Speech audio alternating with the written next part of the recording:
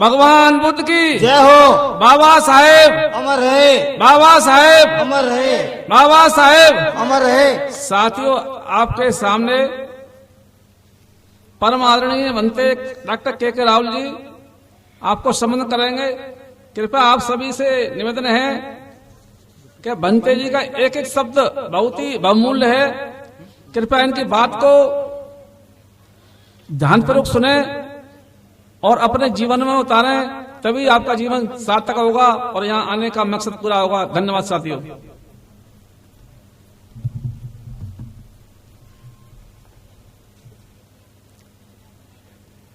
महाकारुणिक भगवान बुद्ध, बोधिसत्व बाबा साहेब, संत शिरोमणि गुरु रविदास जी को नमन करते हुए मंचासीन व उपस्थित सभी उपासक उपासिकाओं, भिक्षु संघ को सादर वंदामि। मैं ये जानता हूं कि बहुत समय हो चुका है, काफी रात हो चुकी है, सोने का समय हो चुका है, लोग जाग रहे हैं। आपको जागने का एक मंत्र बता देता हूं। भंते जी ने आपको जादू सिखाया, मुझे जादू तो नहीं आता है, लेकिन मैं एक जागने का मंत्र बता देता हूं। अगर वो मंत्र आपको समझ में आ गया तो कभी भी नींद नहीं आएगी, कभी भी नींद नहीं आएगी। और उसको ध्यान से सुनना, क्योंकि जिस दिन मैंने उस मंत्र को सुना उस दिन से लेकर आज तक मुझे नींद नहीं आई है। मैं झूठ नहीं बोल रहा हूं, नींद आती भी नहीं है। वो कौन सा मंत्र है, वो कौन सी बात है कि जिसको जानकर के मेरी नींद गायब हो गई। अकेला जब ना सो पाए बेचैनी होती है। मैं चाहता हूं कि मेरे साथ कोई भी ना सोए। सारे जागते रहोगे तो मेरा हौसला बना रहेगा, अगर नहीं जागोगे तो मुझे मुसीबत हो जाएगी। सारी जिंदगी सोई तो रहे हैं, 2000 सालों से सो तो रहे हैं, कभी जागे ही नहीं, करवट भी बदल के नहीं देखी। अगर 2 घंटे और जाग जाएंगे तो जिंदगी छोटी नहीं हो जाएगी ना। फिर भी किसी को नींद आ रही है तो सो जाए, कोई फर्क भी नहीं पड़ता, क्योंकि हमें जरूरत उन लोगों की है जो जागना सीखते हैं। ये बाबा साहब का जागने का कार्यक्रम है और मैं 700 किलोमीटर दूर चल करके सिर्फ जगाने के लिए आया हूं। और मैं आपको ये बता देना चाहता हूं, मैं आपसे सिर्फ 2 घंटे जागने की बात करता हूं और मैं तो कई सप्ताह खाट पे सोता भी नहीं हूं। जिसमें बाबा साहब के मिशन की लौ जग जाती है उसकी नींद भाग जाती है। मैंने बाबा साहब को जागते हुए देखा, मैंने बाबा साहब को प्रतिपल जागते हुए देखा, उनके दिल की तड़फ को देखा। जिस दिन से मैं बाबा साहब के दिल की तड़फ को अनुभव करने लगा हूं, मेरे दिल से, मेरे मन से, मेरी आंखों से नींद गायब हो चुकी है। मैं चाहता हूं उस तड़फ को आप भी साझा करें। दूर दराज से चल करके आए हैं, 1 घंटे बाद चले जाना कोई दिक्कत नहीं। मेरे सामने कितने लोग बैठे मुझे कोई फर्क नहीं पड़ता। अगर एक भी व्यक्ति बैठा होगा तो भी मैं उतनी बात कहूंगा, नहीं बैठा होगा तब भी उतनी बात कहूंगा, ये सोच करके कि कोई खाट पे सो रहा होगा, हो सकता है कि सोए सोए उसके कानों में बात चली जाए और उसका कल्याण हो जाए। इसलिए मैं भाषण तो नहीं दूंगा, लेकिन मेरे साथ एक मजबूरी है, जब भी मैं मंच पर आता हूं मंच के लोग मेरी दिशा तय करते हैं। मुझे बता देते हैं भंते जी यूं चलना है, चूंकि इन्होंने बुलाया तो फिर मैं यूं ही चलता हूं। इन्होंने कहा मैं वही बात कहूंगा। भाषण नहीं, मैं सिर्फ आपको 4 कहानियां सुनाऊंगा। क्यों बच्चों, कहानियां सुनोगे ना? सिर्फ कहानी सुनाऊंगा। मैं भाषण देते देते थक चुका हूं, अब मुझे उसमें आनंद नहीं आता। कहानी छोटी सी है, बाबा साहब के जीवन की कहानी है। जब बाबा साहब डॉक्टर अंबेडकर बचपन में मात्र 6 वर्ष की उम्र थी उनकी, छोटे से बच्चे थे। और पहली बार जब स्कूल में गए, अध्यापक ने मना कर दिया कि तू महार है, हम तेरा दाखिला नहीं करेंगे। अब भीम को उस समय नहीं पता था कि महार कौन होते हैं, चमार कौन होते हैं, कुछ नहीं पता था। लेकिन उनके पिता साथ थे। उनके पिता ने कहा कि मैं रामजी सकपाल सूबेदार, इंग्लिश सेना में मैं सूबेदार हूं, और अंग्रेज सरकार का कानून है जो भी व्यक्ति सेना में नौकरी करता है उसके बच्चे को पढ़ाने की व्यवस्था सरकार करती है। मुझे बताओ मेरे बेटे का दाखिला क्यों नहीं कर रहे। जब उस हेडमास्टर ने देखा कि ये तो जानकार व्यक्ति है, भीम का दाखिला कर दिया। दाखिला तो कर दिया, लेकिन जानते हो भीम के साथ क्या हुआ? भीम को कक्षा के अंदर नहीं बैठने दिया। वो 6 साल का बच्चा कक्षा के बाहर बैठा, जहां और बच्चे जूते चप्पल निकालते थे, वहां भीम अपनी टाट बिछा के बैठ जाते थे। अभी 2-3 दिन ही हुए थे स्कूल में गए हुए। दोपहर का समय था, तेज धूप पड़ रही थी, और प्यास के मारे भीम का मन बड़ा व्याकुल हो रहा था। उसके मन में इच्छा आई कि मैं भी पानी पी लूं, और भीम उठ करके गड्ढे के पास चला गया। जो भी बच्चा वहां पे आता पानी पी के चला जाता। भीम कहता भैया मुझे भी पानी पिला दो, मुझे बड़ी प्यास लगी है, मुझे पानी पिला दो। जो भी आता उसी से भीम कहता मुझे पानी पिला दो। और सभी भीम की तरफ देखते और उस पर व्यंग कसते, अरे तू तो अछूत है, तू तो महार है, तुझे पानी नहीं पिलाएंगे।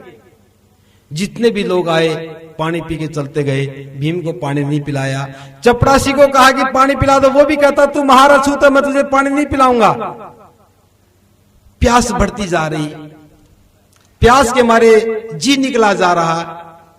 भीम वापस आके बैठ गया। एक एक पल घड़े की तरफ टकटकी लगाए देखता रहा। घड़े में पानी भीम पी नहीं सकता। प्यास के मारे बड़ा व्याकुल हो गया। बड़ी मुश्किल से दिन पूरा हुआ। स्कूल की छुट्टी हुई तो भीम दौड़ करके घर गया और जाकर के अपनी मां भीमाबाई की गोदी में बैठकर रोने लग गया। अपनी मां की गोदी में बैठकर भीम रोने लग गया और कहने लगा कि मां मुझे बड़ी प्यास लगी, दोपहर में बड़ी प्यास लगी, और मैं पानी पीने के लिए हर किसी को कहता रहा, लेकिन मुझे किसी ने पानी नहीं पिलाया। मां मुझे पानी क्यों नहीं पीने देते? मां मैं पानी क्यों नहीं पी सकता? अपने बेटे को रोता हुआ देख करके भीमाबाई चुप करती है। बेटा चुप हो जा, बेटा ये तो मैं नहीं जानती कि हमें पानी क्यों नहीं पीने देते। बेटा मैं तो इतना कहती हूं कि तू घर से पानी पी के जाया कर, घर में आके पानी पी लिया कर, चुप हो जा बेटा। जब ये कह करके एक मां अपने बेटे को चुप करा रही थी, उसी समय माता भीमाबाई की आंखों से कुछ आंसू निकले और भीम के चेहरे पर गिर गए। भीम ने मुंह ऊपर करके देखा कि मेरी मां रो रही है। अचानक भीम खड़ा हो गया, गोदी से उठ खड़ा हुआ और अपनी मां के आंखों को आंसुओं को पूछकर कहने लगा, मां चुप हो जा, चुप हो जा मां। जब मैं बड़ा होऊंगा तो सबसे पहले पानी के लिए लड़ूंगा। 6 साल की उम्र में 6 साल की उम्र में भीम ने अपनी मां की गोदी से उठ करके मां के आंखों को आंसू पूछ करके कहा था कि मां चुप हो जा, जब मैं बड़ा होऊंगा तो पानी के लिए लड़ूंगा। और वो 6 साल का भीम संकल्प लेकर के आगे बढ़ा। कितनी मुसीबतें रही, पानी पीने का मौका नहीं मिला, नौकरी में लगा तब भी पानी नहीं पीने दिया, चाय वाला चाय नहीं पिलाता था। लेकिन जब भीम जो बड़ा हुआ, विदेश पढ़ने गया और विदेश पढ़ करके लौट करके जब आया, उस समय एक बहुत बड़ी घटना घटी। उस समय भी गर्मी का समय था और महाद के आसपास के लोगों में हैजा फैल गया। सैकड़ों बुजुर्ग मर गए, अनेकों नौजवान बीमार हो गए, सैकड़ों बच्चे मर गए, हाहाकार मच गया। अच्छा पानी था नहीं, गंदा पानी पीते, हैजे का शिकार हो जाते, मर जाते। कुछ लोगों को बाबा साहब याद आए। बाबा साहब के पास गए, कहने लगे कि बाबा साहब बहुत बुरा हो रहा है, हम गंदा पानी पीते जोड़ का और पीते हैं, हैजे का शिकार हो जाते हैं, हमें साफ पानी नहीं मिलता, आप ही कुछ करें। उस समय बाबा साहब को अपनी 6 वर्ष की उम्र में लिया गया संकल्प याद आया, और संकल्प याद आया तो बाबा साहब ने कहा चलो हम साफ पानी पीने के लिए आंदोलन करेंगे। तो बाबा साहब ने आह्वान किया, हजारों महिलाएं, हजारों पुरुष पानी पीने का जज्बा लेकर के बाबा साहब के पीछे पीछे हो लिए। आगे आगे बाबा साहब चल रहे हैं, पीछे पीछे हुजूम चल रहा है, और एक ही नारा लग रहा है, पानी पीने का हक लेकर रहेंगे, पानी पीने का हक लेकर रहेंगे, बाबा साहब अंबेडकर जिंदाबाद। और देखते देखते सभी लोग महाद के तालाब पर चले गए, और महाद के तालाब पर गए तो सबसे पहले बाबा साहब ने दोनों हाथों की अंजलि बनाई, अपने हाथों से पानी पिया। इसके बाद सारा समूह उतर गया, पानी पीने लगा, और एक पल में लगा कि कितना बढ़िया नजारा हो गया। हजारों साल से पानी पीने की मनाही थी, और बाबा साहब ने कितना बड़ा करिश्मा कर दिया, हर एक ही पल में पानी पीने का हक दिला दिया। अभी लोग बाबा साहब जिंदाबाद भी नहीं कर पाए थे कि सामने से लाठियां लेकर के बहुत सारे लोग आए। जिन लोगों ने पानी पीने से मना कर रखा था उन्होंने लाठियां बरसा दी, नियत लोगों पर लाठियां मारी, महिलाओं पुरुषों पर लाठियों से मार की। बहुत लोग जख्मी हो गए, बाबा साहब भी जख्मी हो गए, लेकिन भागे नहीं। बाबा साहब ने कहा कि हम यहां डटे रहेंगे और पानी पीने का हक लेकर के रहेंगे। तो बाबा साहब ने फिर कोर्ट में लड़ाई लड़ी, और मुंबई की लेजिस्लेटिव काउंसिल में बाबा साहब ने प्रस्ताव पास करवाया कि आज के बाद इस देश के तमाम जोहर, तालाब, नदियां, जो भी प्रकृति के स्रोत है पानी के, उस पानी पर इस देश के प्रत्येक नागरिक का बराबर का हक है। और आज मैं फक्र के साथ कहता हूं, उस बालक भीम ने 6 वर्ष की उम्र में संकल्प लिया था, अपनी मां को वचन दिया था कि मां जब मैं बड़ा होऊंगा तो पानी पीने का संघर्ष करूंगा, और पानी पीने का हक हमें दे दिया। आज आपके घर की दहलीज में साफ पानी आता है, क्या कोई आपको पानी पीने से मना करता है? नहीं करता। क्या इस पानी पीने का हक आपने अपने प्रयासों से लिया? नहीं लिया ना। मुझे याद है, हम पशु नहीं रखते थे घर में। एक बार हम भी भैंस ले आए। मैं सुबह कॉलेज जाता था, भैंस को पहले पानी पिलाने जाता था। भैंस जोड़ में घुस जाती, उसकी आदत थी कि वो बाहर नहीं निकलती थी। जब तक कोई अंदर नहीं घुसता वो बाहर नहीं निकलती थी।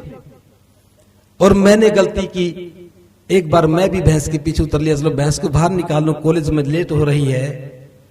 और देखते देखते मेरे पीछे कोई मारने के लिए दौड़ा। समाज का पहरेदार था कि तू शूद्र होकर के जोड़ में नहा रहा है। भैंस शूद्र नहीं थी, हमारी भैंस क्षत्रिय थी, हमारी भैंस ब्राह्मण थी, हमारी भैंस वैश्य थी। लेकिन जो भैंस जिस घर में बंधी हुई थी वो शूद्र था। मैं नहीं नहा सका, मैं भैंस को नहीं निकाल सका, और वही छोड़ के आ गया। अगले दिन मैं भैंस को बेच दिया कि ये क्षत्रिय है, ये वैश्य है, ये ब्राह्मण है, मेरे घर में क्यों रहेगी। हमने भैंस को नहीं रखा। मैं ये बताना चाहता हूं कि मैं अपने जीवन में खुद जोड़ में नहीं नहा सका, पशु नहा लेते थे। आज बाबा साहब के अनुकंपा से हमें पीने का पानी मिला है। लेकिन मैं आपसे एक बात पूछता हूं, क्या बाबा साहब ने जो संघर्ष किया उसकी कीमत आपने चुकाई? अभी मंच पर हमें बोतल दी गई है, 15 रुपए की बोतल मिलती है। एक बोतल खरीदते 15 रुपए देना पड़ता है। क्या कोई मुफ्त में हमें पानी देता है? नहीं देता ना। लेकिन बाबा साहब ने हमें मुफ्त में पानी दिया। क्या आपने कभी बाबा साहब का धन्यवाद किया? नहीं किया। क्यों नहीं किया? क्योंकि आप बाबा साहब को जानते ही नहीं है, जानते नहीं है। जिस व्यक्ति ने अपने बचपन में प्यासा रह करके पानी पीने की लालसा पैदा की, प्यासा रह करके पढ़ाई पूरी की, प्यासा रह करके नौकरियों में भी गया, वहां भी प्यासा रहा, और अंत में पानी पीने का हक हमें दिलवा दिया और हम भूल गए। मैं वो भाषा तो नहीं बोलूंगा जो सोडीपाल जी बोल करके गए हैं। अगर उनके शब्दों में कहूं तो हमें लोग क्या कहेंगे मैं नहीं कहता, लेकिन मैं एक बात कहता हूं, हमें क्या करना चाहिए बच्चों, इस कहानी को सुनकर के क्या करना चाहिए? जब भी आपको पानी की प्यास लगे, गिलास को हाथ में लेकर के और कहें कि बाबा तेरी अनुकंपा से आज हमें उत्तम जल पीने का मौका मिला। बाबा तेरा धन्यवाद। क्या बोलेंगे? बाबा, मेरे साथ बोले, बाबा तेरी अनुकंपा से आज हमें उत्तम जल पीने का सुअवसर मिला। बाबा तेरा धन्यवाद, बाबा तेरा धन्यवाद, बाबा तेरा धन्यवाद। और जब किसी को पानी भी पिलाओ, कोई भिक्षु घर में आ जाए, मंच पर बैठे हुए लोगों में से कोई घर में आ जाए, कोई मेहमान घर में आ जाए, तो ट्रे में पानी का गिलास लेकर के कहना कि बाबा तेरी अनुकंपा से आज मुझे उत्तम जल पिलाने का अवसर मिला। बाबा तेरा धन्यवाद। अगर ये बात आज से घर में शुरू कर लोगे तो छोटे छोटे बच्चे पूछेंगे, मम्मी जी आपने बाबा का धन्यवाद क्यों किया? आपसे पूछेंगे, पापा जी आपने बाबा का धन्यवाद क्यों किया? तो आप यही कहानी बताएंगे जो कहानी मैं आज रात को 2 बजे के बाद आपको सुना रहा हूं। हर बेटा अपनी माँ और बाप से पूछेगा तो हर माँ बाप ये कहानी सुनाएगा। 1000 साल के बाद भी हम बाबा साहब को याद करेंगे, और जब भी प्यास लगेगी बाबा का धन्यवाद करेंगे। और जब बाबा का धन्यवाद करेंगे तो कौन हमें कहेगा? जो सोडीपाल जी कह रहे थे, कोई कहेगा? कोई नहीं कहेगा। इसलिए बच्चों क्या करना, हमें क्या करना है? धन्यवाद करना बाबा साहब का। मैं ये बात इसलिए बताना चाहता हूं, हम जीवन में जो भी लेते हैं उसकी कीमत चुकाते हैं, लेकिन हमें क्या मिला? हमें पढ़ने का अधिकार नहीं था, स्कूल की दहलीज में कदम रखने का अधिकार नहीं था। हमें पढ़ने का अधिकार मिला ना? क्या हमने स्कूलों का निर्माण किया? क्या हमने स्कूलों का निर्माण किया? हां और ना। क्या हमने पानी की टंकियों का निर्माण किया? नहीं किया। सड़क पर चलने का अधिकार नहीं था, क्या हमने सड़कों का निर्माण किया? हमें कपड़े पहनने का अधिकार नहीं था, क्या हमने कपड़े बनाने की फैक्ट्री लगाई? नहीं लगाई। हमें बढ़िया खाना खाने का अधिकार नहीं था, क्या हमने खाना पैदा करने की फैक्ट्रियां लगाई? ये सब क्यों मिला? बाबा साहब डॉक्टर अंबेडकर के अनुकंपा से मिला। लेकिन सवाल ये उठता है, जिसके अनुकंपा से मिला, हमने बाबा साहब अंबेडकर को क्या दिया? आप 1 साल तक उधार लेके खाते रहे, क्या अगली साल आपको कोई उधार दे देगा? आप 5 साल तक उधार खाते रहे, क्या 5 साल के बाद कोई उधार दे देगा? अरे हमारी तो 3 पीढ़ियां उधार लेके खा रही हैं। एक पीढ़ी चली गई, उधार खाती खाती मर गई, दूसरी पीढ़ी मरने को तैयार हो गई, और तीसरी पीढ़ी उधार का खा रही है। हमें किसी को ख्याल भी नहीं आया कि बाबा साहब को चुकता भी करना है। मैं बताना चाहता हूं, अभी मैंने बताया 6 साल की उम्र में भीम स्कूल में गया, पानी पीने की घटना बताई। दूसरी घटना, भीम को 3 साल तक कक्षा के अंदर नहीं बैठने दिया, बाहर बैठता था। अध्यापक कॉपी नहीं जांचता था। एक दिन अध्यापक बाहर निकला और कहा, अरे भीम तू अछूत है, महार है, पढ़ करके क्या करेगा? और भीम ने देखा और चेहरा मुरझा गया, चुप हो गया। फिर एक दिन मास्टर ने कहा, अरे भीम तू महार है, अछूत है, पढ़ करके क्या करेगा? भीम चुप रहा। और तीसरी बार फिर कहा मास्टर ने, तो भीम ने कहा कि मास्टर जी आज के बाद दोबारा ये बात मत कहना, वरना अच्छी बात नहीं होगी। ये घटना भी 7 साल की है। जब भीम की उम्र मात्र 7 वर्ष की थी, पहली कक्षा पास भी नहीं की थी। मैं सोचने लगा कि 7 साल की उम्र में भीम ने कहा कि मास्टर जी बात अच्छी नहीं होगी, और वो मास्टर पूछता रहा कि तू पढ़ करके क्या करेगा? और मैं बताना चाहता हूं, इस बात का जवाब बाबा साहब ने 30 साल की उम्र में दिया।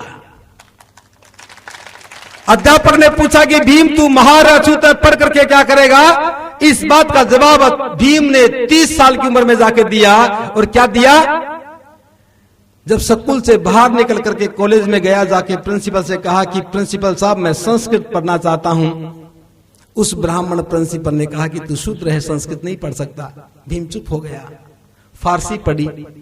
बड़ौदा के महाराज ने वजीफा दिया, इंग्लैंड में पढ़ने गए और वहां जर्मनी सीखी। जर्मनी को सीख करके जर्मन में लिखी हुई संस्कृत को पढ़ा, और संस्कृत को पढ़ करके संस्कृत शास्त्रों का अध्ययन किया। और जहां भारत में आए तो मनुस्मृति को अग्नि की भेंट चढ़ा करके बाबा साहब ने कहा, ए मास्टर, मैं पढ़ करके ये करूंगा, और मैंने कर दिखाया। और जब मनुस्मृति की आग लगाई, मनुस्मृति को अग्नि की भेंट चढ़ाया, तब बाबा साहब ने मुंबई में 2 बातें कही थी। ऐ समाज के ठेकेदारों, मैं तुम्हें चुनौती देता हूं, आज तक इस देश पर जो अमानवीय ग्रंथ हमें थोपा गया था, मैं आज उसे अग्नि की भेंट चढ़ा रहा हूं। इसके पीछे 2 कारण हैं। पहला कारण कि यह ग्रंथ मेरी बुद्धि को नहीं जसता है। हजारों साल के बाद एक व्यक्ति को मौका मिला था, और उस व्यक्तित्व ने हजारों साल के बनाए हुए ग्रंथ को एक झटके में चुनौती दी कि यह ग्रंथ मेरी बुद्धि को नहीं जसता। बुद्धि की ठेकेदारी किसकी थी? ब्राह्मणों की थी। फिर बाबा साहब ने कहा बुद्धि को नहीं जसता। और दूसरी बात, यह ग्रंथ अमानवीय है, यह ग्रंथ अमानवीय है, और मैं उस किसी बात को भी नहीं मान सकता जो अमानवीय है। इन 2 कारणों से मैं मनुस्मृति को अग्नि की भेंट चढ़ा रहा हूं। और यह कहकर के बाबा साहब ने आग लगाई और मनुस्मृति धू धू करके जल गई। हमारी गुलामी का विधान बाबा साहब ने जलाया और मास्टर को जवाब दिया। दूसरा जवाब बाबा साहब ने कब दिया? जब देश को जरूरत थी एक अच्छे संविधान के निर्माण की। सब जगह देखे, ज्ञान के ठेकेदार अज्ञान में दसे पाए। किसी की हिम्मत ही नहीं हुई कि हम देश का संविधान लिख दे। बाबा साहब को हराया गया, पार्लियामेंट में नहीं जाने दिया, और गांधी ने छल कपट करके जहां से बाबा साहब जीते थे, पश्चिमी बंगाल से, उस क्षेत्र को पाकिस्तान को सौंप दिया। मैं लंबी बात नहीं कर रहा हूं। अंग्रेजों ने फिर दबाव दिया, बाबा साहब को मौका दिया, और बाबा साहब को जब मौका मिला तो बाबा साहब ने कलम से हम करोड़ों लोगों के जीवन की मुक्ति का काम कर दिया और हमें आजाद कर दिया। और 26 जनवरी 1950 को बाबा साहब ने फिर कहा, ए मास्टर, मैं नहीं जानता कि तू जिंदा है या मुर्दा, मैं नहीं जानता तू आज जिंदा भी है दुनिया में नहीं है, लेकिन मैं बता रहा हूं, मैं पढ़ करके क्या करूंगा, मैंने करके दिखा दिया है।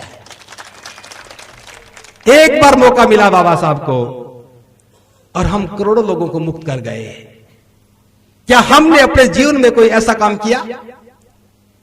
क्या हमने जीवन में कोई ऐसा काम किया? जब मैं बाबा साहब को देखता हूं तो मेरा मन बड़ा रोमांचित उठता है। जब मैं बाबा साहब के जीवन को देखता हूं तो रोमांचित हो जाता है कि उसे बचपन में स्कूल में बैठने नहीं दिया, अध्यापक ने कॉपी को नहीं जांचा, कॉलेज में संस्कृत नहीं पढ़ने दी, और जब मैं पैदा हुआ, जब मैं स्कूल में गया तो अध्यापक ने उठ करके मेरा स्वागत किया। जब मैं स्कूल से कॉलेज में गया तो प्रिंसिपल ने मेरा स्वागत किया, और कॉलेज से निकलकर जब मैं हिसार यूनिवर्सिटी में पढ़ने के लिए आया तो भाग करके रजिस्ट्रार ने मेरा एडमिशन किया। मुझे कहीं रुकावट नहीं मिली। क्यों नहीं मिली? क्योंकि बाबा साहब की अनुकंपा मुझ पर हो चुकी थी। जो रुकावटें बाबा साहब के जीवन में आई, बाबा साहब ने मेरे जीवन से उन रुकावटों को खत्म कर दिया, और मेरे जीवन से रुकावटों को खत्म ही नहीं किया, मेरे जीवन में ज्ञान प्राप्ति के अवसरों का भंडार लाकर रख दिया। मैं सोचने लगा कि बाबा साहब की अनुकंपा से मैंने सब हासिल किया है, और मैं बाबा साहब को धन्यवाद भी नहीं कर पाया हूं। मैं आपसे पूछता हूं, आप स्कूल गए, ज्ञान लेने के लिए गए, ये जानते हुए कि बाबा साहब ने हमें ज्ञान दिया, क्या बाबा का धन्यवाद किया? आज के बाद सोचना, जब आपका बच्चा स्कूल जाए तो बस्ता हाथ में लेकर के कहे कि बाबा तेरी अनुकंपा से आज मुझे ज्ञान पाने का मौका मिला, बाबा तेरा धन्यवाद, बाबा तेरा धन्यवाद, बाबा तेरा धन्यवाद। क्या कहेंगे? बोलो, बाबा तेरी अनुकंपा से आज मुझे ज्ञान पाने का सुअवसर मिला, बाबा तेरा धन्यवाद। जब ये कहकर के आपके बच्चे स्कूल में जाएंगे, निश्चित रूप से मैं कहता हूं कि वो विद्वान बन के निकलेंगे और बाबा साहब की राह पर चलकर के विद्वान बन जाएंगे। मैं तीसरी बात बताना चाहता हूं। आज हम भरपेट खाना खाते हैं। आज आप लोगों ने बहुत बढ़िया भोजन बना रखा था।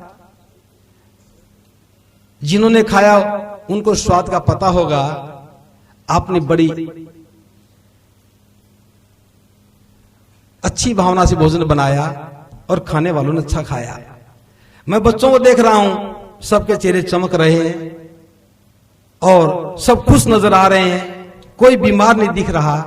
लेकिन मैं बताना चाहता हूं, जो खाना आज हम खा रहे हैं, जिसको खाकर के हम स्वाद ले रहे हैं, आनंदित हो रहे हैं, बाबा साहब को ये खाना नहीं मिला था। बाबा साहब के घर में 5 बच्चे पैदा हुए। मैं सभी महिलाओं से बात करना चाहूंगा, गौर से सुने इस बात को। कई बार हम महिलाओं को भूल जाते हैं, जब बाबा साहब को याद करते हैं तो बाबा साहब की पत्नी को याद नहीं करते। मैं बताना चाहता हूं कि बाबा साहब के जीवन में, बाबा साहब के यहां तक बनने में उनकी पत्नी माता रमाबाई का क्या योगदान रहा। छोटी सी कहानी है, मैं बताना चाहता हूं। 9 वर्ष की उम्र थी जब रमा की शादी बाबा साहब से हुई। उस समय बाबा साहब की उम्र मात्र 17 वर्ष थी। 9 वर्ष की उम्र में शादी होने के बाद जब बाबा साहब को विदेश जाने का मौका मिला, ज्ञान प्राप्ति का मौका मिला, तो बाबा साहब ने अपनी पत्नी रमा से कहा कि रमा, बाबा साहब रमा को रामू बोलते थे, रामू, बड़ौदा के महाराज ने मुझे वजीफा दिया है और मैं चाहता हूं कि मैं ज्ञान को हासिल करूं, लेकिन जब पीछे मुड़ के देखता हूं तो मुझे दिखता है कि तेरे पास 5 बच्चे हैं, आमदनी का कोई साधन नहीं। ऐसी अवस्था में रमा, क्या तू अपने बच्चों का पेट पाल लेगी? क्या तू मुझे पढ़ने की अनुमति देगी? रमा अनपढ़ थी, एक भी अक्षर पढ़ना नहीं जानती थी। उसने बाबा साहब को कहा कि बाबा साहब, यह बात सच है कि मेरे पास आमदनी का कोई साधन नहीं है, और यह भी सच है कि आप भी मुझे कोई पैसा देके नहीं जा रहे हैं, लेकिन मैं आपको विश्वास दिलाती हूं, आप निश्चिंत होकर के पढ़ने के लिए जाइए, पीछे मुड़ के मत देखना, घर को माप चला लूंगी, लेकिन आप अपनी इच्छा को पूरी करके आना और पूरा ज्ञान लेकर के आना। जब रमा ने यह बात कही तो बाबा साहब का हौसला बुलंद हुआ और बाबा साहब विदेश चले गए। बाबा साहब विदेश चले गए। इधर माता रमाबाई सड़क पर जाती, गोबर इकट्ठा करती, ऊपरे बना के सुखाने के बाद सिर पर रख करके मुंबई की गलियों में बेचने जाया करती। उससे जो पैसा आ जाता उस पैसे से अपने बच्चों का पेट पालती।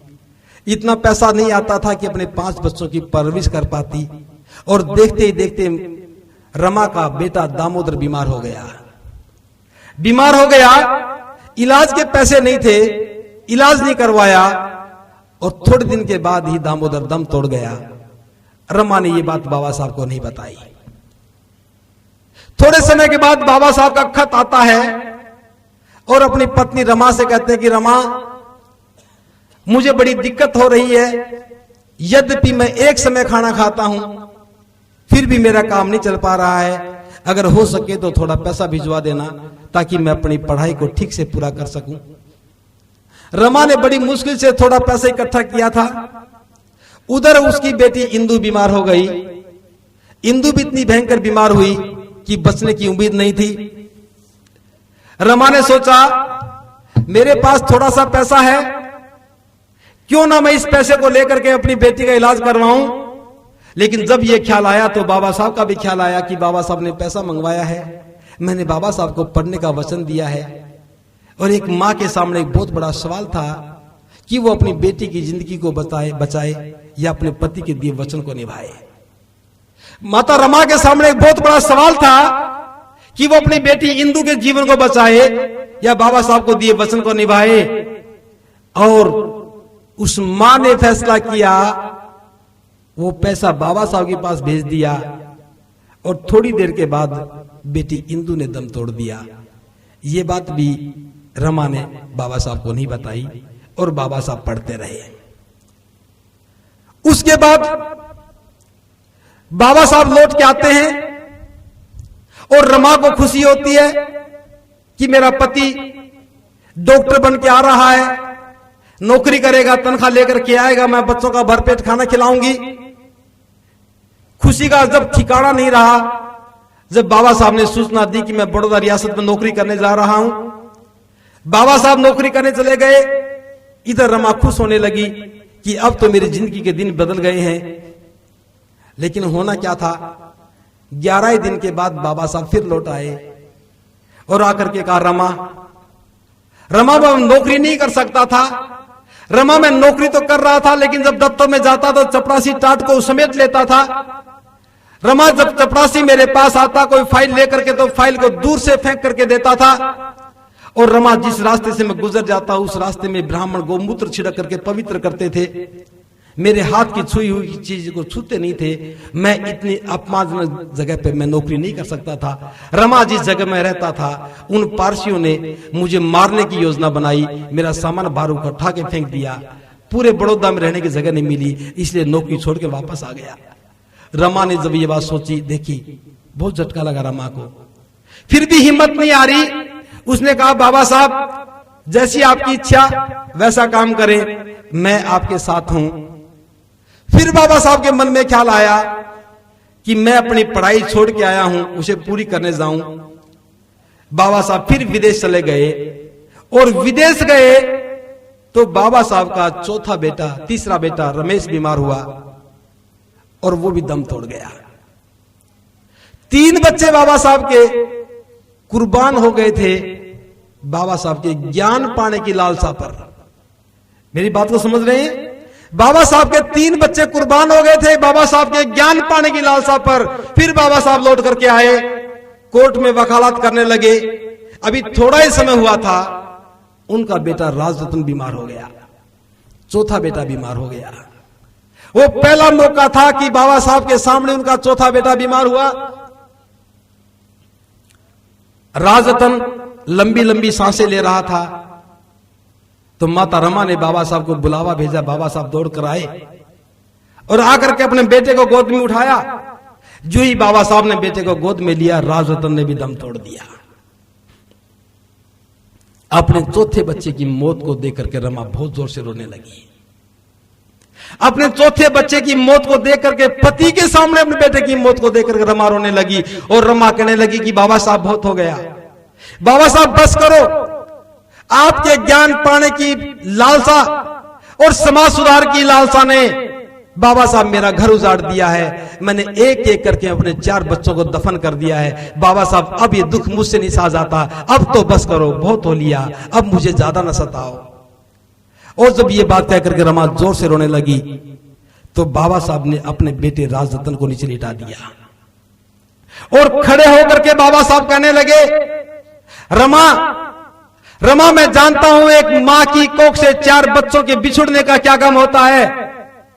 रमा मैं जानता हूं कि मां की कोख से 4 बच्चों के बिछुड़ने का क्या गम होता है। रमा तू तो रो करके मुझे बता पा रही है, मैं तो रो भी नहीं पा रहा हूं, मेरी आंखों से आंसू सूख चुके हैं। रमा मैं हर रोज हजारों बच्चों को मरते हुए देखता हूं। रमा चुप हो जा, रमा चुप हो जा।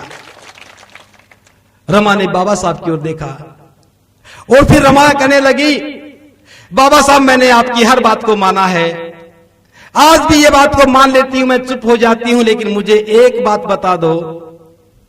तुम बड़े फक्र से कहते थे, मेरे बेटे राजरत्न को गोदी में लेकर के बड़े फक्र से कहते थे कि रमा तेरा बेटा राजरत्न देश पर राज करेगा, रमा तेरा बेटा राजरत्न देश पर राज करेगा। बाबा साहब मैं तो आपसे इतना पूछती हूं, आज मेरा बेटा राजरत्न दुनिया में नहीं रहा, अब बताओ ये कैसे राज करेगा। बाबा साहब मुझे बता दो, मैं चुप हो जाती हूं, मुझे बता दो, मैं चुप हो जाती हूं, मुझे बता दो, मैं चुप हो जाती हूं। उसी समय बाबा साहब कहते हैं, रमा मैं जानता हूं तेरी कोख से पैदा हुआ राजरत्न दुनिया में नहीं रहा, लेकिन मैं इस राजरत्न के पार्थिव शरीर की सौगंध खा करके कहता हूं, रमा मैं जीवन में ऐसा काम करके जाऊंगा, इस देश की हर रमा की कोख से पैदा हुआ राजरत्न देश पर राज करेगा। बाबा साहब ने अपने बेटे राजरत्न के पार्थिव शरीर पर हाथ रख करके कहा था कि रमा मैं तुझे भरोसा देता हूं कि मैं ऐसा काम करूंगा, इस देश की हर रमा की कोख से पैदा हुआ राजरत्न देश पर राज करेगा। और ये बात सुनी तो रमा चुप हो गई। और मैं ये बता देना चाहता हूं, रमा चुप भी ऐसी हुई कि थोड़े दिन के बाद वो भी बीमार हो गई। बाबा साहब इलाज नहीं करवा पा सकते थे। बाबा साहब ने बहुत देखभाल की, फिर भी रमा को नहीं बचा सके और मात्र 36 वर्ष की उम्र में 36 वर्ष की उम्र में रमा बाबा साहब का साथ छोड़ के चली गई और बाबा साहब रह गए अकेले। बाबा साहब के पास रह गया उनका बेटा यशवंत, और बाबा साहब उसकी भी परवरिश नहीं कर पाए और बेटा यशवंत भी 10वीं पास नहीं कर पाया। बाबा साहब ने ये सब क्यों गवाया, ये सवाल मेरे दिमाग में बार बार गूंजता रहा। जब मैं बाबा साहब के जीवन को देखता हूं मेरा मन विचलित हो जाता है कि वो बाबा साहब अंबेडकर जो महाराष्ट्र में पैदा हुए, जिनको मैंने देखा तक नहीं, लेकिन मेरे जीवन में खुशियां क्यों भर गए। वो बाबा साहब अंबेडकर जिन्होंने अपने घर में 5 बच्चों को जन्म दिया लेकिन एक भी बच्चे का जीवन नहीं बचा सके, अपनी पत्नी को नहीं बचा सके, वो मेरे परिवार को कैसे बचा पाए। क्या कारण था बाबा साहब में कि वो मुझसे इतना प्यार करते थे, आपसे इतना प्यार करते थे। जब मैंने खोजा तो देखा कि बाबा साहब के मन में करुणा थी। बाबा साहब के मन में इतनी करुणा थी। बाबा साहब का परिवार, उनकी पत्नी रमा नहीं था। बाबा साहब का परिवार, उनके द्वारा पैदा किए गए 5 बच्चे नहीं थे। बाबा साहब का परिवार, उनका एकमात्र जिंदा बेटा यशवंत नहीं था। मैंने जब खोज की तो मैंने पाया कि बाबा साहब ने जीवन में जो भी अर्जित किया, बाबा साहब ने जीवन में जो भी कमाया, चाहे वो ज्ञान कमाया, चाहे मान और सम्मान कमाया, चाहे वो पैसा कमाया और चाहे वो शोहरत कमाई, वो सारी की सारी कमाई बाबा साहब मेरे नाम कर गए। बाबा साहब मेरे नाम कर गए। क्यों कर गए? क्योंकि बाबा साहब मुझे अपने परिवार का व्यक्ति मानते थे। बाबा साहब हम सबको अपने परिवार का व्यक्ति मानते थे। इसलिए बाबा साहब ने भले अपनी पत्नी की परवाह नहीं की, बच्चों की परवाह नहीं की, लेकिन हमारी परवाह की और हमें सुख मिला। हम बाबा साहब को क्या सुख दे रहे हैं? अपने आप से पूछिए, हम बाबा साहब को क्या सुख दे रहे हैं? आज सुबह मैं संगरिया में था, हलवा और खीर बना के खिलाया गया और मैं एक एक चम्मच खाते सोच रहा था कि वाह, मैं बाबा साहब के मिशन का काम लेकर के घर से निकला हूं। मैं बाबा साहब का मिशन का काम लेकर के घर से निकला हूं और लोग मुझे हलवा और खीर बना के खिला रहे हैं। लेकिन अफसोस मुझे कि मैं बाबा साहब के 4 बच्चों को ये खीर नहीं खिला सका। अफसोस है मुझे, मैं बाबा साहब के बच्चों को हलवा नहीं खिला सका। आज हर माँ अपने बच्चे को बढ़िया भोजन बना के खिलाती है। क्या वो बाबा साहब के जुदा हुए 4 बच्चों को भोजन खिलाने में सक्षम है? मैं 1 चम्मच भी बाबा साहब के परिवार को नहीं खिला सका। मुझे दुख इस बात का, लेकिन मैं क्या करूं? अगर मैं ब्राह्मणवादी विचारधारा का होता तो खीर बना करके ब्राह्मण के पास चला जाता, ए ब्राह्मण देवता, इस खीर को बाबा साहब के पास भेज दो। हो सकता है कि वो भेज देता, लेकिन ऐसा नहीं हो सकता। हो सकता है, हो सकता है जब बाबा साहब ने इतना किया। अभी मैं ध्यान नहीं पा रहा, मुझे किसने कहा, विमल जी ने साथ जिक्र किया था कि बाबा साहब सब कुछ गंवाने के बाद, थोड़े और समय के बाद वो नितांत अकेले रहे, खूब पढ़ते रहे, संघर्ष करते रहे, लेकिन एक जब अकेले होते थे तो बाबा साहब रो पड़ते थे। जब अकेले होते थे तो बाबा साहब की आंखों से आंसू टपकते थे। तो उनके निजी सचिव नानक चंद रत्तू ने बाबा साहब से पूछा कि बाबा साहब आप रोते क्यों हैं? बाबा साहब ने झिड़क दिया कि रत्तू, बेहुदा बातें मुझसे मत किया कर, चुप हो जा। लेकिन रत्तू ने देखा कि बाबा साहब बहुत बार रोते हैं। तो एक दिन नानक चंद रत्तू बाबा साहब के सिर की मालिश कर रहे थे, क्योंकि बाबा साहब के सिर में बहुत पीड़ा होती थी, पैर में बड़ी पीड़ा होती थी। कई कई घंटे उनकी मालिश करते रहते थे, फिर भी चैन नहीं मिलता था। और मैं बता देना चाहता हूं, जीवन के अंतिम दिनों में तो बाबा साहब जब सोते थे तो उल्टे मुंह होते थे और उनके पैर पंखे पर लटकी हुई रस्सी में टंगे होते थे। और कब नींद आती थी, कब नहीं आती थी, कोई नहीं जानता। बाबा साहब अपने जीवन के अंतिम दिनों में सोए भी नहीं। तो नानक चंद ने कहा कि बाबा साहब आज तो चाहे कुछ भी कर लें, लेकिन मैं इस सवाल का उत्तर जरूर पूछूंगा, आप मुझे बताएं कि आप रोते क्यों हैं? बाबा साहब ने कहा कि सवाल का कोई जवाब नहीं है, चल अपना काम कर। नानक चंद ने कहा कि बाबा साहब मैं आपकी सेवा में रहता हूं, मैं प्रतिपल आपके साथ रहता हूं। लोग मुझसे पूछते हैं नानक चंद तू बाबा साहब की सेवा करता रहता है, बता बाबा साहब क्यों रोते? बाबा साहब मैं क्या जवाब दूं? क्या मैं लोगों को झूठ बोलता रहूं? उस समय बाबा साहब ने आवाज जबान खोली और कहा कि नानक चंद रत्तू, मैं अपने शरीर को देखता हूं, मेरा शरीर जर्जर हो चुका है, पैर में पीड़ा है, सिर में पीड़ा है, डायबिटीज का मरीज हो चुका हूं, जीवन थक चुका है और मुझे लगता है कि मैं ज्यादा दिन नहीं जिंदा रह पाऊंगा। बड़ी मुश्किल से मैंने अपने समाज को सुरक्षित करने के लिए इतनी मेहनत की। मैंने समाज की सुरक्षा में एक बड़ा तंबू खड़ा कर दिया। उस तंबू का मैं अकेला बंबू हूं और मुझे लगता है जिस दिन मैं दुनिया से चला जाऊंगा कभी ये तंबू ढह ना जाए। जिस समाज की सुरक्षा के लिए मैं काम कर रहा हूं कभी वो समाज सुरक्षा से विहीन ना हो जाए, इस कल्पना को करके मैं रो उठता हूं, मेरी आंखों से आंसू गिर जाते हैं। नानसन रत्तू, बड़ी मुश्किल से मैं इस कारवां को यहां तक लेके आया हूं। लोगों से कहना हो सके तो आगे बढ़ाएं, वरना किसी सूरत में पीछे मत जाने देना। ये बात बाबा साहब रोते हुए कही। जब मैं बाबा साहब को देखता हूं मुझे ख्याल आता है, क्या मैं बाबा साहब के कारवां को आगे बढ़ाने का काम कर रहा हूं? क्या हम लोग बाबा साहब के कारवां को आगे बढ़ाने का काम कर रहे हैं? क्यों बाबा साहब ने इतनी तकलीफें उठाई? मुझे जो जीवन मिला बाबा साहब ने दिया, इस देश के संविधान में एक एक लाइन मेरे लिए लिखी और मैं बताना चाहता हूं। जब बाबा साहब दुनिया से गए उसके 9 साल के बाद मैं पैदा हुआ। बाबा साहब के दुनिया से चले जाने के 9 साल के बाद मैं पैदा हुआ, फिर भी बाबा साहब ने मेरे जीवन में खुशियां क्यों भर दी? मुझे बाबा साहब ने डॉक्टर क्यों बनाया? मुझे बाबा साहब ने इतनी बड़ी तनख्वाह क्यों दी? मुझे बाबा साहब ने बौद्ध धर्म की शरण क्यों दी? और मुझे बाबा साहब ने भिक्षु बनने का मौका क्यों दिया? क्योंकि बाबा साहब की इतनी सारी अपार करुणा मुझ पर हो गई। बाबा साहब महाकारुणिक थे। बाबा साहब बुद्ध के राह पर चलने वाले थे। उनकी करुणा ने मुझे जीवन दिया और मैं ये मान करके मैं मेरी मेहनत से डॉक्टर बना हूं और सारी तनख्वाह को खुद ही खा जाऊं, मुझसे ज्यादा गद्दार बाबा साहब का कौन हो सकता है? इसलिए मैं पूछता हूं, हम बाबा साहब का दिया खा रहे हैं, हम बाबा साहब की दी हुई नौकरी कर रहे हैं, बाबा साहब की दी हुई तनख्वाह ले रहे हैं, लेकिन बाबा साहब के मिशन पे क्या खर्च कर रहे हैं? अगर आप अपने बच्चों को बढ़िया खाना खिला रहे हैं और बाबा साहब को भूल रहे हैं तो आप धोखा दे रहे हैं बाबा साहब को। विमल जी हमारे बीच में बैठे हैं, आगरा के रहने वाले हैं। आगरा में बाबा साहब आए थे 18 मार्च 1956 को। उस समय कहा था कि मैं बड़ी कठिनाई से इस काम को कर पाया और मैं सोचता था कि मैं अकेला पढ़ा लिखा हूं, मैं करोड़ों लोगों का भला कर पा रहा हूं। जिस दिन मुझ जैसे सैकड़ों डॉक्टर, इंजीनियर, प्रोफेसर बन जाएंगे वो समाज का भला करेंगे। मुझे अफसोस होता है ये बात कहते हुए, आज मेरे प्रयासों से पेटू क्लर्क पैदा हुआ है और मुझे पढ़े लिखे लोगों ने धोखा दिया है। जब बाबा साहब ने ये बात कही, मुझे पढ़े लिखे लोगों ने धोखा दिया है। उस समय भी बाबा साहब की आंखों से आंसू गिरे थे। 1956 की घटना है, आज 55 वर्ष हो चुके उस घटना को घटे हुए, और 55 वर्ष के बाद मैं यहां खड़े होकर के आपसे सवाल पूछ रहा हूं, पढ़े लिखे लोगों से सवाल पूछ रहा हूं। उस समय बाबा साहब ने कहा कि मुझे पढ़े लिखे लोगों ने धोखा दिया है। पहली पीढ़ी के लोगों ने बाबा साहब को नहीं समझा। मैं दूसरी पीढ़ी का व्यक्ति हूं। मेरे साथ जो नौकरियों में आए उन्होंने बाबा साहब को नहीं समझा और धोखा देते रहे।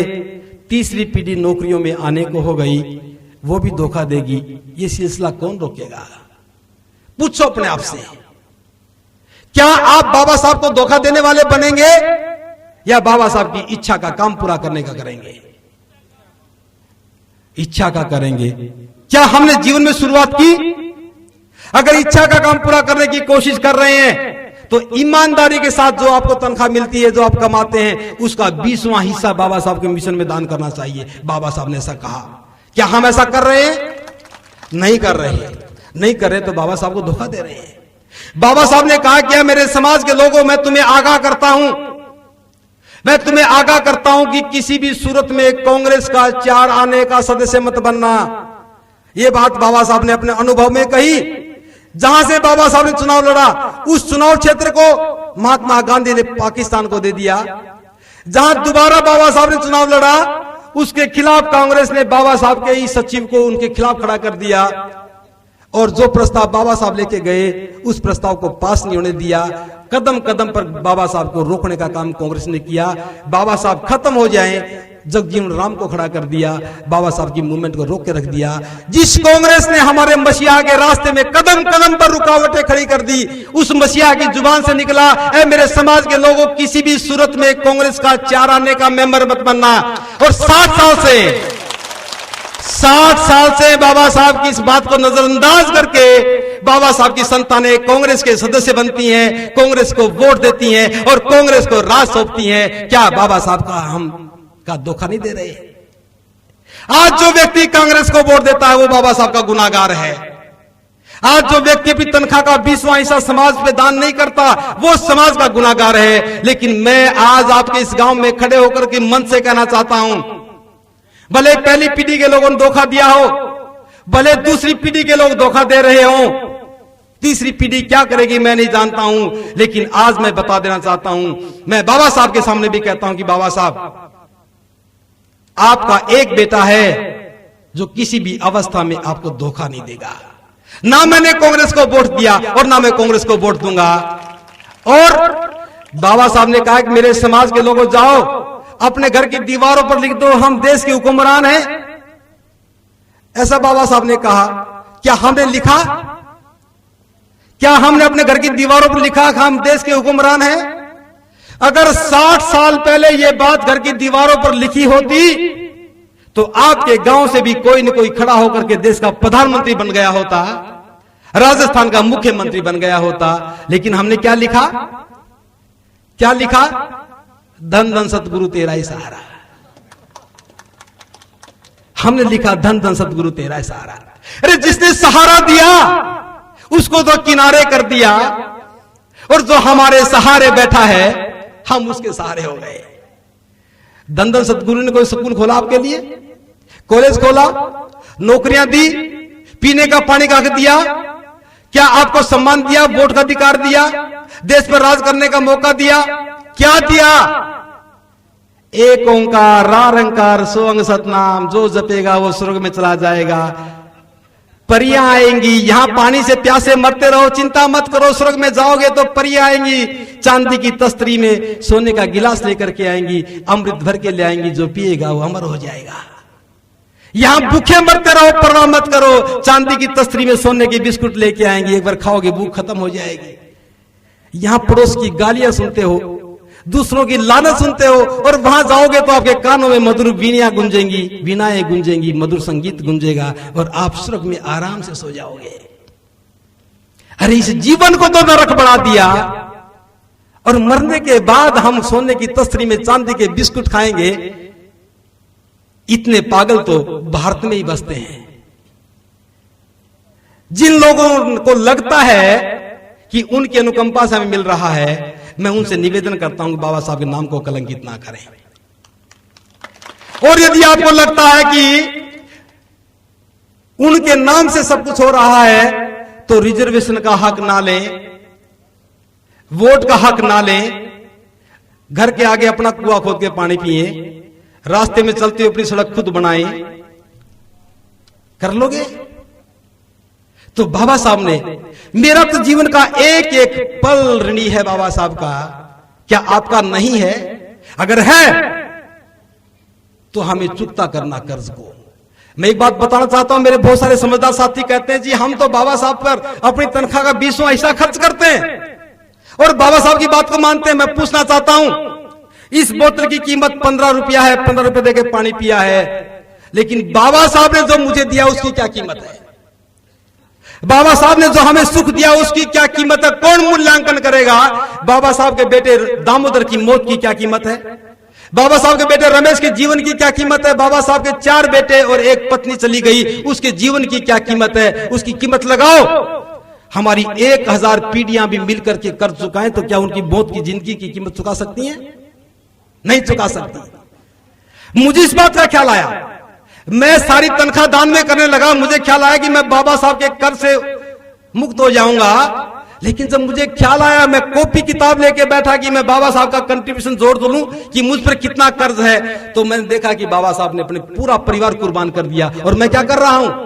थोड़ा सा पैसा दे रहा हूं। नहीं, I have to sacrifice myself. मैं बाबा साहब के ऋण से ऋण होना चाहता हूं तो I have to sacrifice myself. मुझे अपना बलिदान देना चाहिए।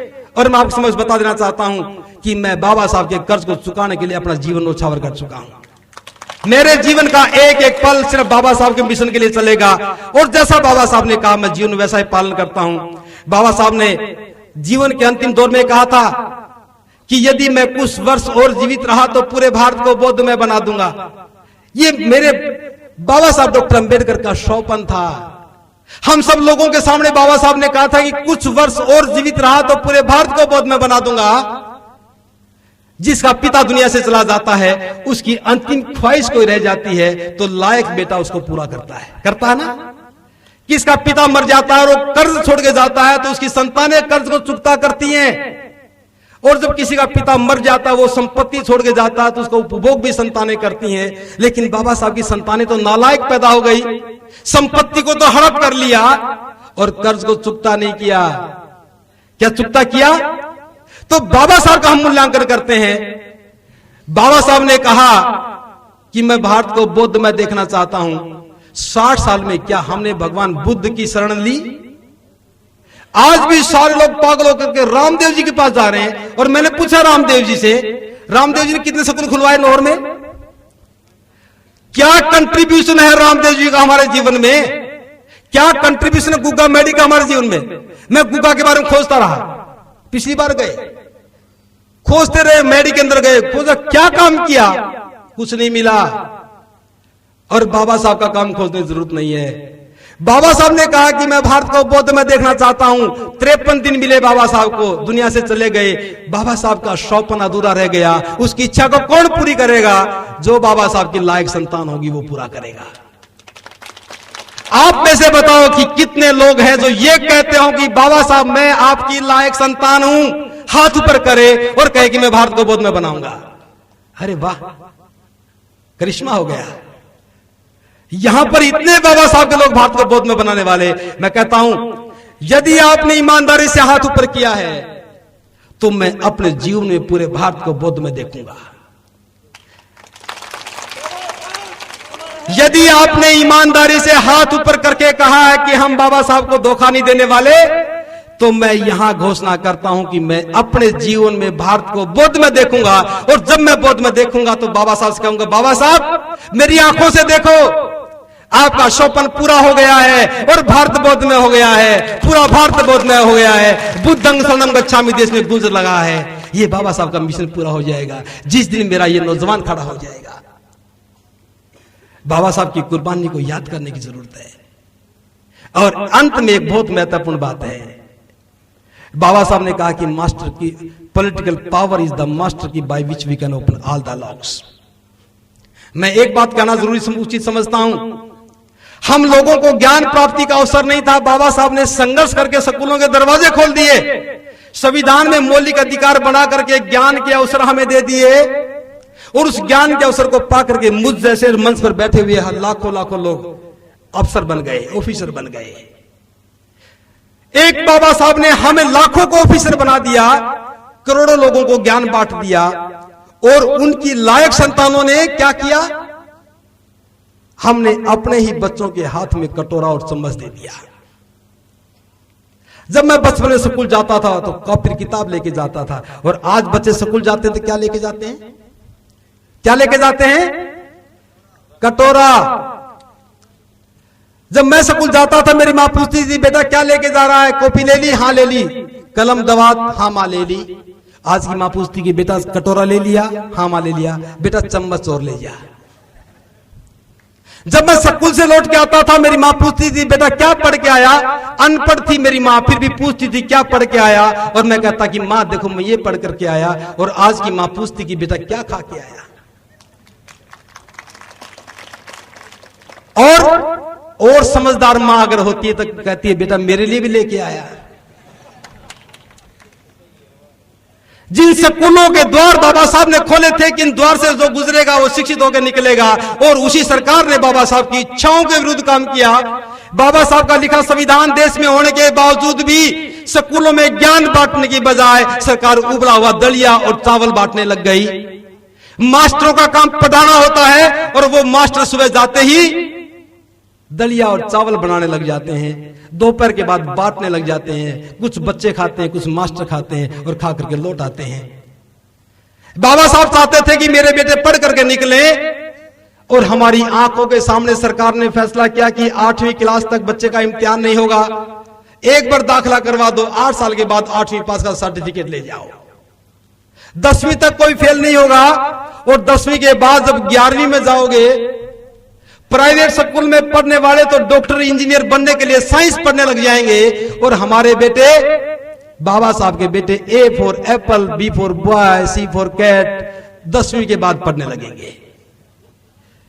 अभी आप हंस रहे थे मेरी बात पर, ठीक 10 साल के बाद जब इस बात को याद करोगे तो रोओगे, आपकी आंखों से आंसू निकलेंगे और कहेंगे कि हरियाणा से कोई बहुत भिक्षु आया था, ये बात कह के गया था।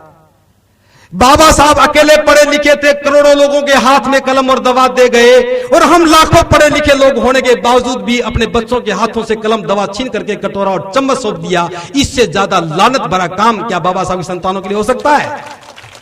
आज मैं जब अपने समाज के 18 करोड़ बच्चों के हाथ में कटोरा देखता हूं तो शीरन सी पैदा होती है कि मैं क्या जवाब दूंगा आने वाली संतानों को।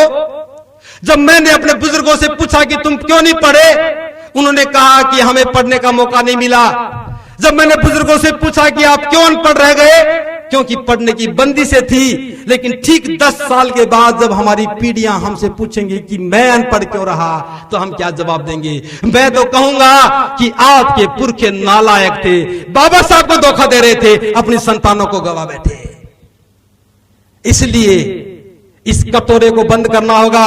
बेहतर है अपने बच्चों को अनपढ़ रख लो, लेकिन कटोरा देकर के स्कूल मत भेजो। अगर आपने बच्चों को पैदा किया है तो खाना खिलाने का दायित्व आपका है या सोनिया गांधी का? You have to decide. आपने बच्चे पैदा किए हैं, उनको खाना खिलाना शुरू करो। जिस सरकार ने कटोरे हाथ में दिए, कटोरे चम्मच को इकट्ठा करके टाटा 407 कर लेना किराए पे, और एक चिट्ठी लिख देना मनमोहन सिंह जी को, मनमोहन सिंह जी प्रधानमंत्री भारत सरकार, हम सक्षम हैं अपने बच्चों को दोपहर का खाना खिलाने के लिए। सुबह बच्चे खाना खा करके आते हैं, शाम को घर में खा लेते हैं, और दोपहर का खाना हम बांध के भेज देते हैं। ये कटोरे चम्मच संभालो, तुम्हारी पुश्तनी संतानों के काम आएंगे। भेजो वापस उनको, और स्कूल के बाहर जाके कह दो हम पढ़ने के लिए आए हैं, दलिया खाने के लिए नहीं आए। और जिनको भूख लगी है, सोनिया गांधी के पास कुछ चावल गेहूं भेज दो, क्योंकि उसका बेटा हमारी झोपड़ियों में जा जाकर के रात बिताता, खाना खाता है। अरे हमारी झोपड़ियों में खाना खाना था तो फिर बच्चों के हाथ में कटोरा देने की जरूरत क्या थी? कटोरा लेके आता और हम तुझे खिला देते। कहो इस बात को, कटोरा लेके आता, मैं खिलाता, और मैं इस बात में गर्व करता कि बाबा साहब की संतान आज दुश्मनों को खिलाने लायक बन गई है। लेकिन इस बात को रोकना होगा। मैं ये नहीं कहता कि धरने प्रदर्शन करो, बच्चों के हाथ में कटोरा देके भेजना बंद कर दो और कहो कि हम मुफ्त का दलिया नहीं खाएंगे। अगर ऐसा नहीं करते तो अपने शिक्षण संस्थान खड़े करो, अपने कॉलेज और स्कूल बनाओ। अपने स्कूल और कॉलेज बनाओगे तो बच्चों में स्वाभिमान पैदा करोगे। और मैं कहता हूं, जो व्यक्ति बाबा साहब के बताए हुए मार्ग पर चलेगा वही देश पर राज करेगा, वही देश पर राज करेगा। इस देश में एक व्यक्ति पैदा हुआ, उसने बाबा साहब की बात को पढ़ा। बाबा साहब ने कहा जाओ अपने घर की दीवारों पर लिख दो कि हम देश के हुक्मरान हैं। उसे ख्याल आया कि मैं इस कहानी को लिखूं। जब पीछे मुड़ के देखा तो घर में दीवार नहीं थी, क्योंकि वो शख्स घर को छोड़ चुका था। कहां लिखता? उसने अपनी पहली किताब लिखी था चमचा एज, उसमें लिखा मेरे जीवन का अंतिम उद्देश्य भारत पर शासन करना है। और ये बात मान्यवर साहब कांशीराम जी ने अपने सीने पर लिखी कि मेरा अंतिम उद्देश्य भारत पर शासन करना है। और ये बात लिख करके नौकरी छोड़ करके, घर छोड़ करके संकल्प लिया कि मैं घर नहीं बसाऊंगा, मैं कोई संपत्ति नहीं बनाऊंगा, मैं अपने घर नहीं जाऊंगा और किसी भी दुख तकलीफ में शामिल नहीं होऊंगा। और संकल्प लेकर के बाबा साहब की बात को सीने पर लिख करके चल पड़ा, ये कहकर कि मैं बहुजनों को हुक्मरान बनाऊंगा।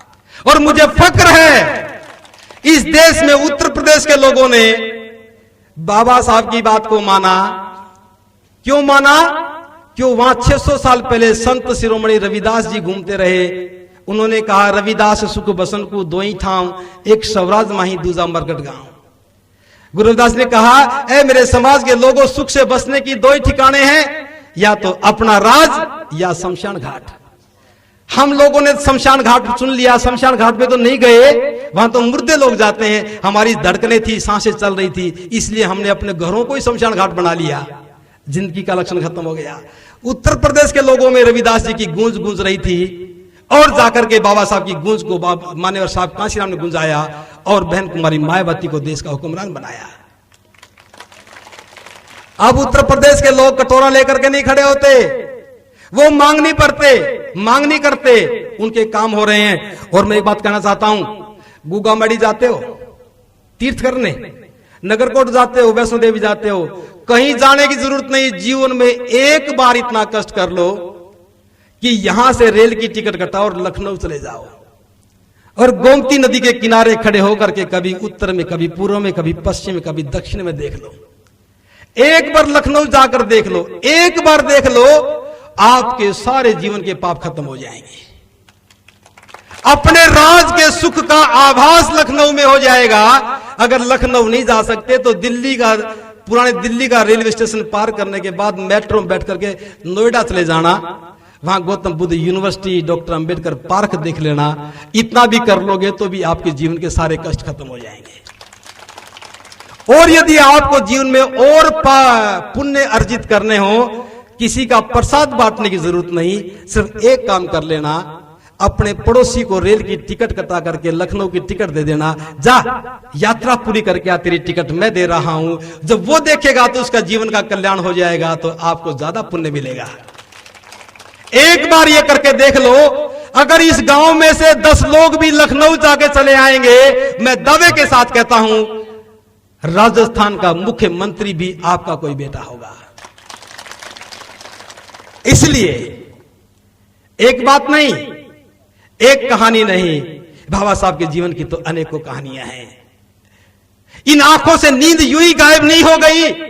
ये आंखें स्वप्न देख रही हैं देश पर राज करने का। लोग कहते हैं कि जो सो करके स्वप्न देखता है उसे कुछ याद नहीं रहता है, लेकिन जो व्यक्ति आंखें खोल करके स्वप्न देखता है वो अपने ही जीवन में स्वप्न को साकार करता है। हम लोगों को बाबा साहब ने आंखें खोलकर स्वप्न देखना सिखाया है। मैं भारत को बौद्ध में बनाने का स्वप्न देख रहा हूं, उसको साकार करने के लिए खुद बौद्ध भिक्षु बनकर के उतर आया हूं। मान्यवर साहब कांशीराम ने भारत का हुक्मरान बनने का स्वप्न देखा। बहन कुमारी मायावती ने अपने जीवन को न्योछावर कर दिया और मान्यवर साहब कांशीराम जी ने अपनी ही आंखों से बहन कुमारी मायावती को देश का हुक्मरान के रूप में देखा। और बहन कुमारी मायावती देश की प्रधानमंत्री बनने का स्वप्न देख रही हैं। अकेली बहन जी स्वप्न नहीं देख रही कि हम जैसे करोड़ों लोग स्वप्न देख रहे कि बहन जी देश की प्रधानमंत्री बने। और जब देश की प्रधानमंत्री बनेंगी, ये सारे कटोरे इकट्ठे करके 10 जनपद पर सोनिया के घर में भिजवाएंगे और कहेंगे कि 2000 साल तक तुमने हमें गुलाम बना के रखा, अगली 2000 साल तुम्हारे कटोरे काम आएंगे, संभाल के रखो। इसलिए मैं नहीं जानता कि आप इस बात सुनना बंद करना चाहते हैं कि मैं बात बंद करना चाहता हूं। मैं बात लंबी नहीं करना चाहता, मैं ये बात करना चाहता हूं, यदि किसी नौजवान के मन में जवानी का ख्याल आ रहा हो, यदि किसी नौजवान के मन में ख्याल आ रहा हो कि बाबा साहब ने हमारे लिए अपने जीवन की कुर्बानी दी और मैं अपने ऋण से उऋण होना चाहता हूं, तो छोड़ करके आ जाए, मैदान खाली पड़ा है। कबीर साहब ने कहा है, कबीरा खड़ा बाजार में लिए लुकाठी हाथ, जो घर फूके आपनो चलो हमारे साथ। बाबा साहब का मिशन तो घर फूकने का मिशन है। हमारा घर फूकेगा, हम सब कुछ छोड़ेंगे, समाज आबाद हो जाएगा, हमारे 18 करोड़ बच्चों के हाथ से कटोरे छूट जाएंगे। ये लड़ाई इस देश की सत्ता पर काबिज होने की है। 60 साल पहले हम 20% आरक्षण की बात कर रहे थे, 60 साल के बाद हमारी लड़ाई 20% की नहीं है, सर्वाधिकार की है। बाबा साहब ने अधिकार की लड़ाई लड़ी थी और हम ये लड़ाई सर्वाधिकार की बनाना चाहते हैं। हम 20% नहीं 100% पे अपना कब्जा चाहते हैं, ताकि हम लोगों को ईमानदारी से बांट सकें, क्योंकि भगवान बुद्ध के अनुगामी हैं। इसलिए सत्ता पे काबिज होना होगा, इसलिए बौद्ध धर्म को स्वीकार करना होगा, इसलिए रूढ़ियों से, बीमारियों से, अंधविश्वास से बाहर निकलना होगा और अपने बच्चों की पढ़ाई का खर्चा खुद उठाना होगा। मैं अंत में एक बात करना चाहता हूं, आप बस में सफर करते हैं, क्या कोई मुफ्त में सफर करवाता है? आप कपड़े पहनते हैं, क्या कोई मुफ्त में कपड़े देता है? आप खाना खाते हैं, क्या कोई मुफ्त में खाने देता है? फिर अपने बच्चों की पढ़ाई के लिए मुफ्त का रास्ता क्यों देख रहे हो? फिर अपने बच्चों की पढ़ाई का मुफ्त का रास्ता क्यों देख रहे हो? ऐ नौजवानों, पढ़ करके बेरोजगार हो गए घूम रहे हो, बेरोजगारी का लिबासा उठा के फेंक दो, अपने बच्चों को पढ़ाने का दायित्व ले लो। जिस दिन आप अपने जीवन को कुर्बान करना सीख जाएंगे, अपनी संतानों के भविष्य को संभाल लेंगे। हमें दायित्व को संभालना है, अपनी संतानों के जीवन को संभालना है, एजुकेशन को प्रमोट करना है। और अंत में मैं कहना चाहूंगा कि एक्सपेरिमेंट शुरू हो चुका है। हरियाणा में पलवल के पास धम्म भूमि नाम से बाबा साहब के नाम से कॉलेज बना है। वहां इसी लिबास में बच्चे ज्ञान अर्जित कर रहे हैं। मकसद है भारत को बौद्ध में बनाने का। वहां आईएएस एकेडमी चल रही है। 24 बच्चे इस समय वहां आईएएस की कोचिंग ले रहे हैं, कोई खर्च नहीं है। और अभी हम बीए और बीकॉम में दाखला दे रहे हैं। फ्री में दाखला होगा, खाना भी फ्री होगा। जिसके मन में ख्याल आ जाए बाबा साहब के मिशन पर कुर्बान होने का, वो बिस्तर बांध करके हमारे पास आ जाए। और किसी के पास किराया भी नहीं हो तो महिपाल जी यहां बैठे हैं आपके पड़ोस में, इनसे मिल लेना, ये किराए की व्यवस्था कर देंगे, आगे हम संभाल लेंगे। बाबा साहब ने पूरा परिवार गवा दिया, क्या हम अपने जीवन को कुर्बान नहीं कर सकते? और मैं तो आज खुद को कुर्बान होने की बात कर रहा हूं, लेकिन मुझे ज्यादा सुख मिल रहा है। अगर मैं ये सब काम ना करता तो क्या रात को 3 बजे भी आप मेरी बात को सुन रहे होते? और मैं समझता हूं जितना मैंने आपको बताया है, इतने में जिसको समझ में आ गया होगा उसको रात को नींद नहीं आएगी। जो रात भर जागेगा वो मेरे साथ चलेगा, और जाते सो जाएगा वो यहीं रह जाएगा, क्योंकि उसे शमशान घाट से प्यार है और हमें अपने राज से प्यार है। इसलिए आप लोगों ने मुझे मौका दिया, मेरी बात को सुना। मैं आपका, सभी नौजवान साथियों का, और विशेष रूप से हमारे महिपाल जी का, और मैं सभी के नाम भूल जाता हूं तुरंत, मंच पर बैठे सभी लोगों का शुक्रगुजार हूं कि उन्होंने मुझे मौका दिया, इतनी सुंदर व्यवस्था की और इतने सारे लोगों को इकट्ठा किया। तो निसंदेह बाबा साहब की, भगवान बुद्ध की आप पर अनुकंपा है, और ये अनुकंपा बनी रहेगी। आप इसे बनाए रखना। फिर अंत में जो जाके सो जाएगा वो यहीं रह जाएगा, और जो जागता रहेगा वो हमारे साथ चलेगा बाबा साहब का मिशन पूरा करने के लिए। इन्हीं शब्दों के साथ भवतु सर्वमंगलम। जय भीम, नमो बुद्धाय।